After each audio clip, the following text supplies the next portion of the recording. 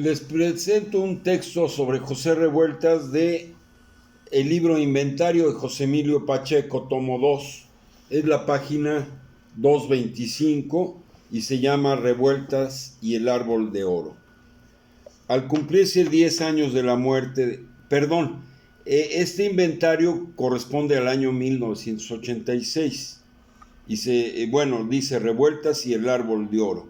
Al cumplirse 10 años de la muerte de José Revueltas, la publicación de sus obras, preparadas por Andrea Revueltas y Philippe Cheron y editadas por ERA, culminará con el volumen de sus memorias, Las evocaciones requeridas, en su mayor parte inéditas. Esta nota aparecerá como prólogo del libro. 1. Cerca de un sitio en que vivió José Revueltas hay un gran eucalipto, sobreviviente de una arboleda arrasada por la especulación urbana. Al verlo uno siempre recuerda su frase predilecta, frase que forjó un escritor tan opuesto a él como Goethe y que sorprende en el novelista con mentalidad más teórica que ha habido nunca. Gris es toda teoría, verde es el árbol de oro de la vida. Lo singular de este árbol de oro, en medio del desierto en que hemos convertido al Distrito Federal, no radica tanto en sus dimensiones y en su salud inquebrantable, como en estar situado frente a un taller que repara acumuladores. Por lo menos desde que Revueltas habitó en sus cercanías, hace un cuarto de siglo, el eucalipto recibe diariamente en su tronco y en el suelo nutricio grandes cantidades de ácidos, aceites, agua sucia. A las pocas semanas de padecer este tratamiento, cualquier otro árbol hubiera sucumbido. La calle sin él sería más pobre y más triste. El eucalipto, en cambio, parece beneficiarse con los elementos destructivos. Ignoramos qué precio paga, no sabemos qué ocurre en su interior y en sus raíces, pero contra todas las teorías químicas y botánicas, contra todas las sustancias negras y grises, el árbol de oro de la vida sigue allí y reverdece. Como él, José Revueltas fue y es indestructible. Ante los veintitantos volúmenes de sus obras, que no aspiran a recoger cuanto escribió, uno se siente inclinado a hablar del triunfo. Muy pocos escritores mexicanos han tenido el coraje de Revueltas, la pasión de Revueltas, su infinita capacidad de trabajo. Y en este instante resuena el eco de su voz que prohíbe aún el evidente elogio de juzgar estas obras el verdadero monumento a su autor. No, él decía que ni estatuas ni homenajes significan nada. La única victoria de un escritor se produce en intimidad, al lograr un vínculo silencioso y apasionado con otra conciencia, hecha con los materiales del habla común. La literatura es la más pública y la más secreta de las artes. Solo actúa, o no, de persona a persona. Al escribir estamos solos como frente a la muerte, pero la lectura es una forma suprema de compañía y libertad. Quien escribe se deja ir para llegar a un ámbito y a un tiempo que ignora y no conocerá nunca. Se abandona para ser recobrado.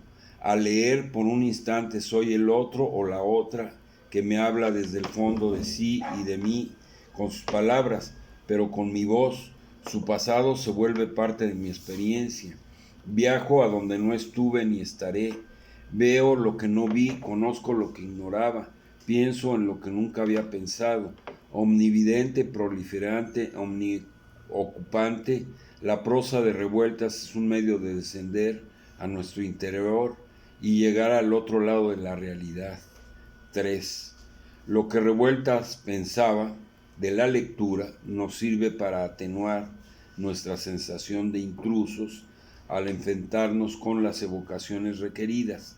Jamás habíamos tenido acceso a la intimidad de un escritor mexicano como en estas memorias. Lo privado se añade al dominio público y la fascinación lucha con el remordimiento de abrir la puerta sin llamar, de presentarnos en un recinto al que no estábamos invitados. Revueltas escribió la mayor parte de estas hojas para sí mismo o para sus prójimos más próximos. Nunca pensó que algún día íbamos a leerlas los extraños. Las obras culminan con los papeles más personales de su autor. Aquí está la tierra que nutrió el árbol de su trabajo y resolvió todas las sustancias corrosivas. Sí, pero también el sol, el aire y la lluvia. Muy pocos resistirán una prueba semejante sin sufrir menoscabo en la imagen ideal que construimos de ellos. Revueltas sale fortalecido. La noción de su persona que nos dieron sus textos públicos es la misma que entretejen estas evocaciones, anotaciones, cartas, apuntes. Al desmantelarse Revueltas, se construye. Su involuntario objeto no es edificar un mito, sino permitirnos una aproximación a la verdad insondable e irrepetible que es un ser humano. 4. Revueltas nos dio tanto que parece abusivo exigirle aún más y meternos en sus cartas y en sus diarios. A ninguna de las personas que con su trato cotidiano hacen y deshacen nuestra propia vida podríamos conocerlas como a Revueltas. Gracias a los tomos anteriores y sobre todo gracias a este volumen. Sin embargo, Revueltas se nos escapa al lado de sus inmensos poderes a la escritura. Nuestro más íntimo medio de comunicación sufre de grandes limitaciones. Es desde luego parte de la vida, pero no la reemplaza ni la llena. Se escribe siempre para desconocidos. Solo una parte mínima del público de un escritor la integran quienes tuvieron el privilegio de su trato.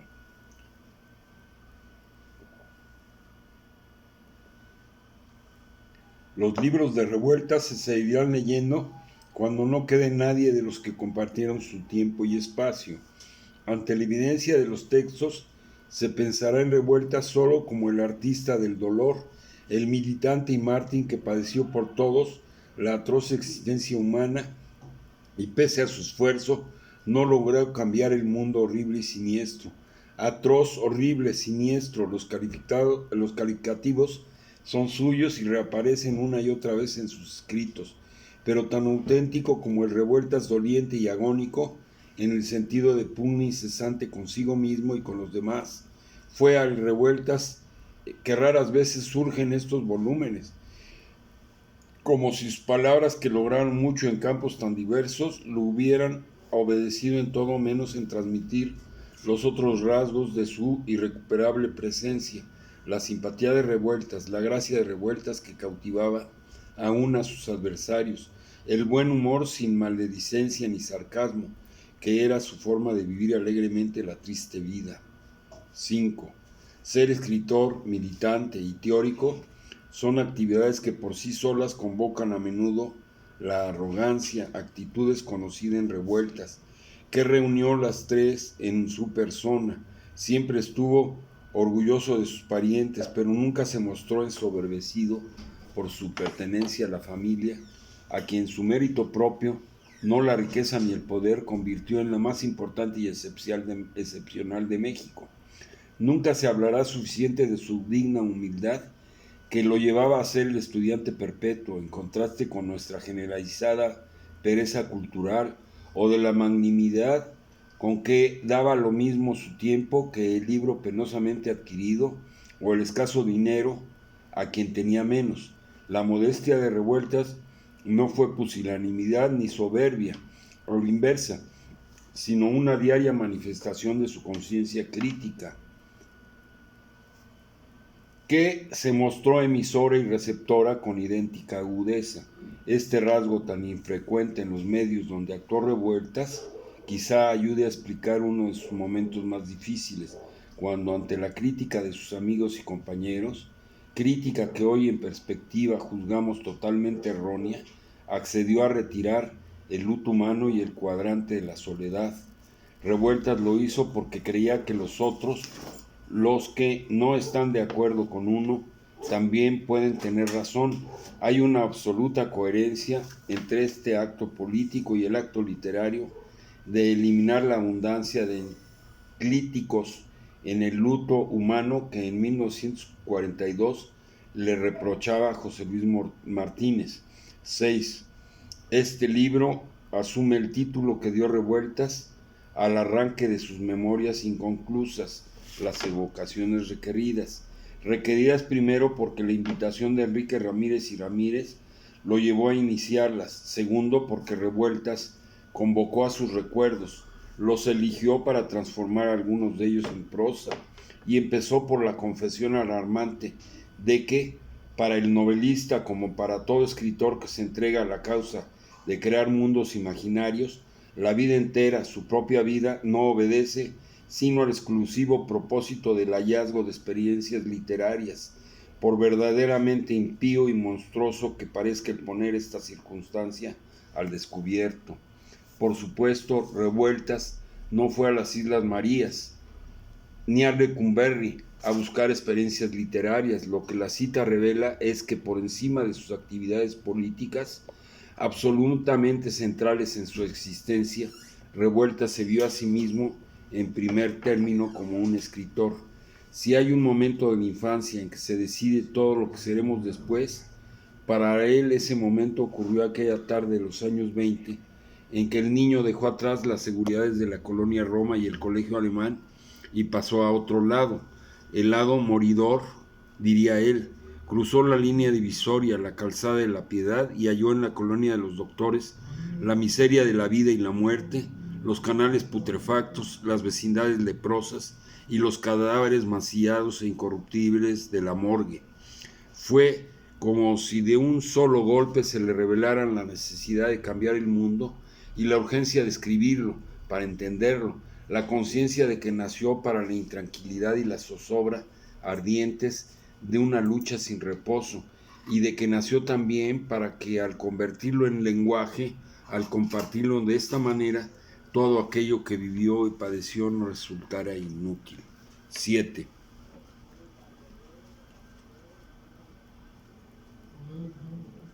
Así, las más antiguas páginas literarias coinciden con sus propias misiones políticas. Después de las cárceles iniciales en los desiertos del norte, en sus cartas de amor juvenil, está la voluntad de vivir en la exaltación y en la tormenta, el repudio de lo mismo contra el espíritu de boticario que contra el dogmatismo y el sectarismo que ya había padecido en su interior y en carne propia, es decir, el autoexorcismo contra el santo abominable, capaz de cometer los más abominables pecados de santidad.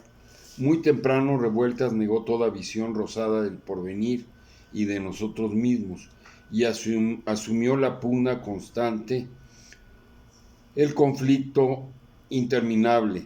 La vida es dolor y desgracia. Detrás de nosotros no hay nada sino pavor. Un día llegó a decir: fundamentalmente, esencialmente soy pesimista. En el fondo de mí hay una profunda desesperación sin remedio. No obstante, Revueltas se equivocaba. Pesimismo y optimismo son términos relativamente nuevos, invenciones del siglo XVIII. Revueltas tuvo la facultad de percibir el espanto, la desolación, la inhumanidad de nuestro tiempo, de ver las cosas que otros nos ocultamos para seguir viviendo. Pero no fue pesimista. Tuvo la mirada trágica que le permitió ahondar en su interior y en el nuestro, la mirada que se corresponde totalmente con la densidad de una prosa que nunca se remansa y siempre va hacia adelante, proliferando como una mancha de aceite. 8.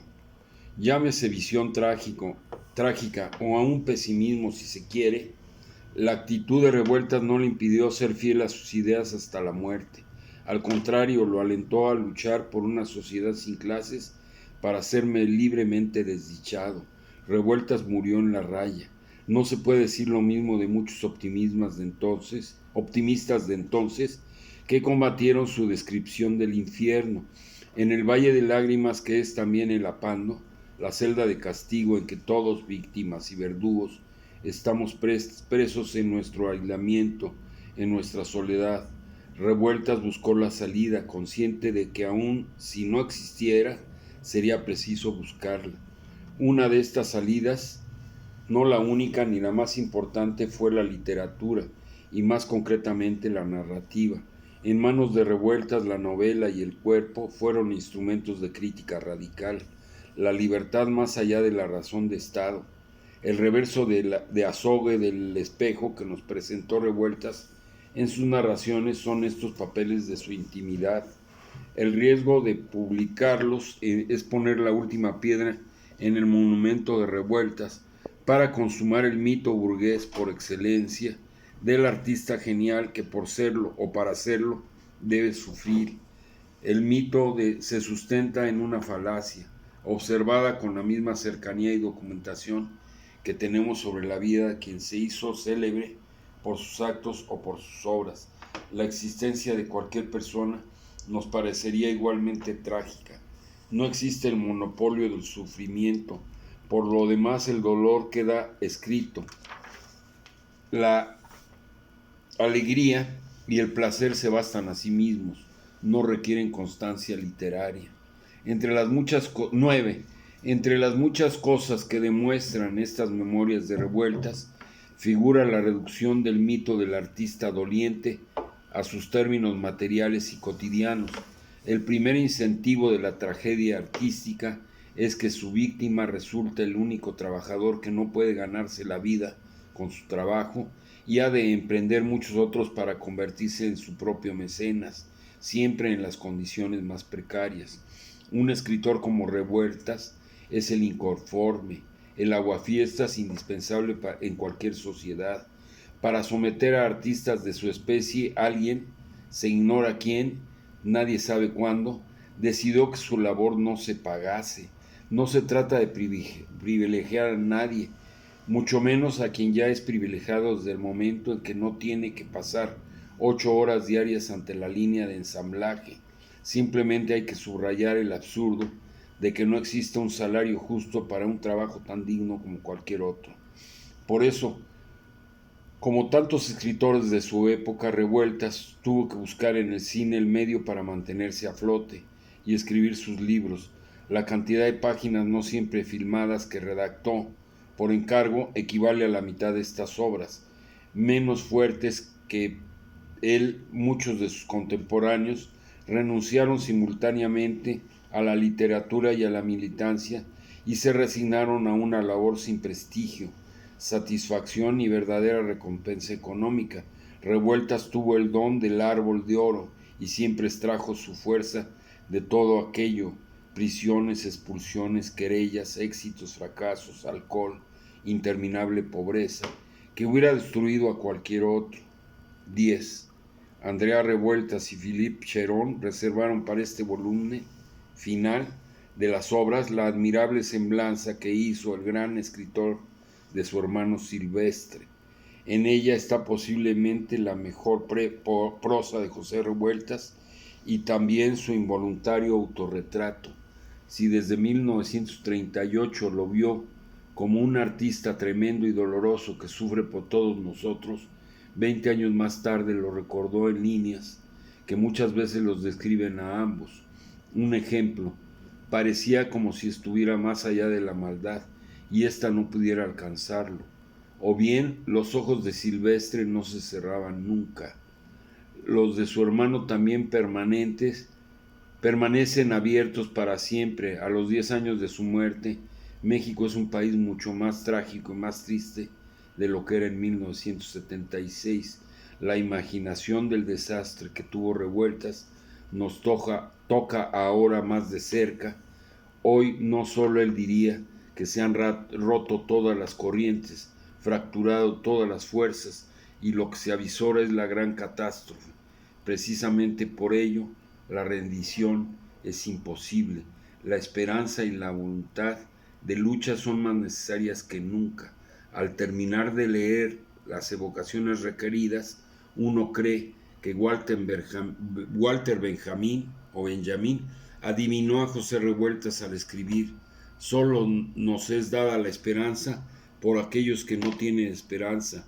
Contra todas las formas de la muerte se alzará siempre el árbol de la vida. 4 de agosto de 1988. ¡Qué genialidad!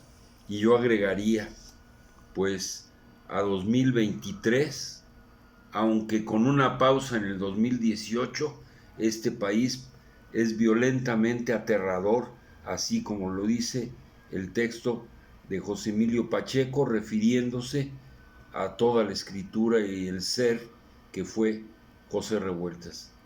Enhorabuena.